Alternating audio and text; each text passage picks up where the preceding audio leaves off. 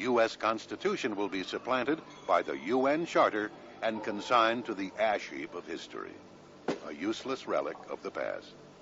All other UN conventions will take effect. Appointed officials for state and local regions will be forced to comply with these international rules when representing their sectors. There is a fundamental dichotomy between the United States system and the United Nations system and almost every other system. And that fundamental dichotomy comes from the thunderous assertion in the Declaration of Independence. Men are endowed by their Creator with certain unalienable rights. We get our rights from God. And then they went on to say, to secure these rights, governments are instituted. So the United Nations comes along. The United Nations, no God. There's never been God at the United Nations. So where do rights come from? The international covenants on civil and political rights. And they go over and they list one after another after another. The right of peaceful assembly shall be recognized. No restrictions may be placed on the exercise of this right other than those imposed in conformity with the law.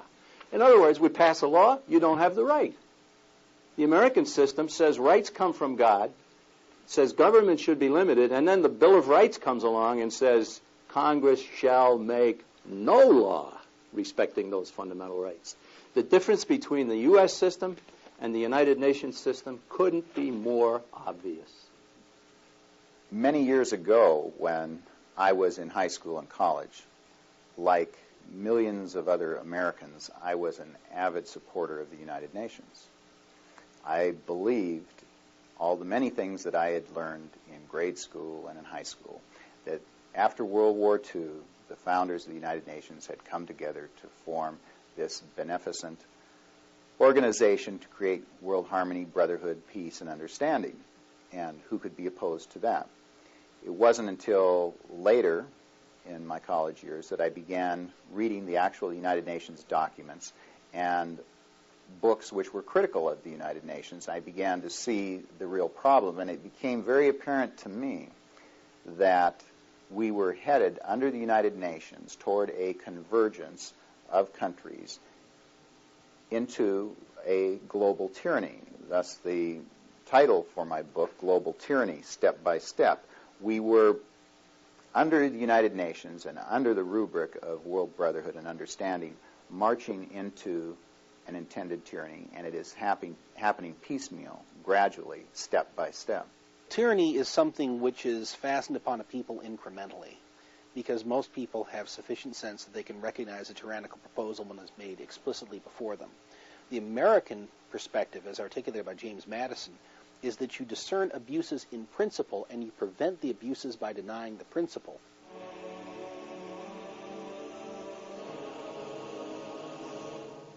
Following the pattern already established in China, only approved churches adhering strictly to government dictates regarding religion will be tolerated.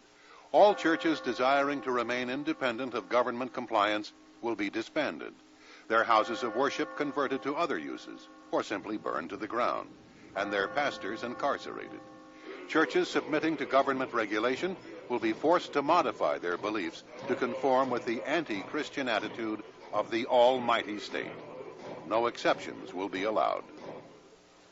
The United Nations hostility to biblical concepts of faith has to do once again with the idea that biblical religions, and in this I would include as well the Islamic religion, while it is not biblical, it has similar perspectives on social responsibilities.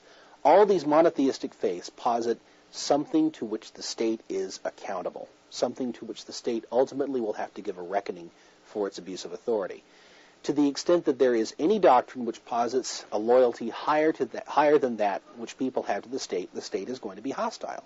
And something which proposes to create a global government, as the United Nations unambiguously does, is going to have pitched hostility towards any doctrine which challenges its sovereignty over any aspect of human life.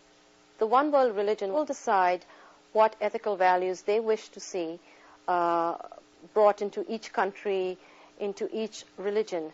And there will be no choice, because the whole thing is control. The entire basis of the one world religion is humanism. And humanism, when you take it back to its roots, is strictly atheism, paganism, and eventually, if you trace it back even further, you are actually right into the occult. If United Nations has their way, there will be curtailment of our right to practice religion. They are not going to be believers in the right to practice our religions as we have seen fit throughout this country, and therefore those individuals who are interested in this subject certainly cannot be complacent about what the United Nations is doing.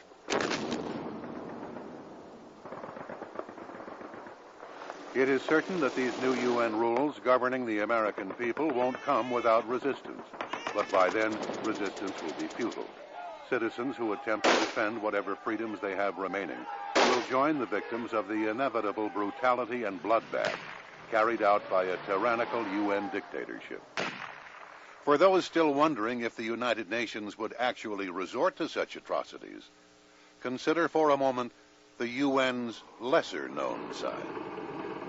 The United Nations organization was originally created by a small but powerful group of subversives as a future seat of a one-world government, camouflaged as the world's last hope for peace, and concealed by a barrage of self-generated propaganda. The UN has been responsible for some of the most controversial and violent acts of aggression in history.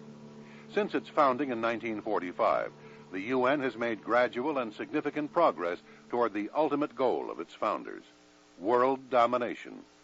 Today, enormous in size and influence, the UN has a countless number of programs, agendas, and conventions ready to supersede the laws and practices of all nations, most certainly including the United States.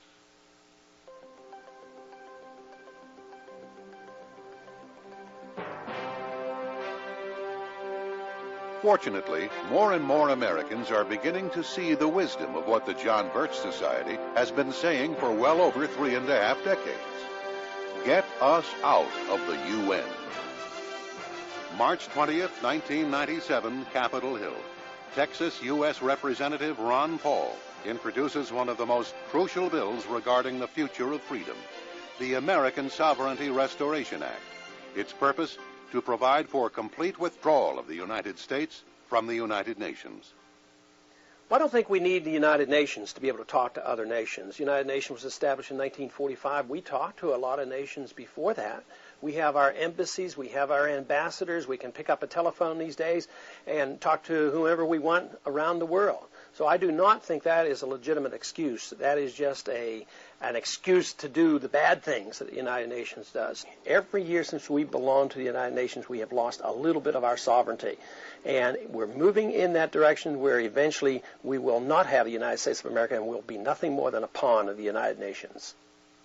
It didn't take long for word to get out. Soon, Dr. Paul's office received messages from other representatives willing to co-sponsor the bill, and an avalanche of congratulatory letters from the American people thanking him for introducing this crucial bill covered his desk. June 4th, 1997, 54 representatives vote in favor of the Get Us Out measure. A few years ago, it was unlikely if 4 representatives would have supported it. Even though the measure didn't pass, the numbers are a solid indicator of the accelerated support for the United States' immediate withdrawal from the UN. And with the help of more and more Americans, Congress will again be forced to vote whether or not to get us out of the United Nations for good. The Congress tends to be political at times. They tend to respond to what they hear, and if they think there's enough people in their district that want them to vote a certain way, they all of a sudden will become interested. The American people are starting to wake up. I think we're making a lot of progress, and I predict we're going to get a lot more votes next time. Many Americans are working to influence Congress on important issues, several of which have been discussed in this program. Clearly, the Get Us Out issue stands above them all. For if we allow the UN to become an all-powerful government, victories in Congress will become meaningless, and the causes of single-issue activists will be permanently lost. But with your help, we can rescue our nation from the United Nations and preserve liberty for generations to come.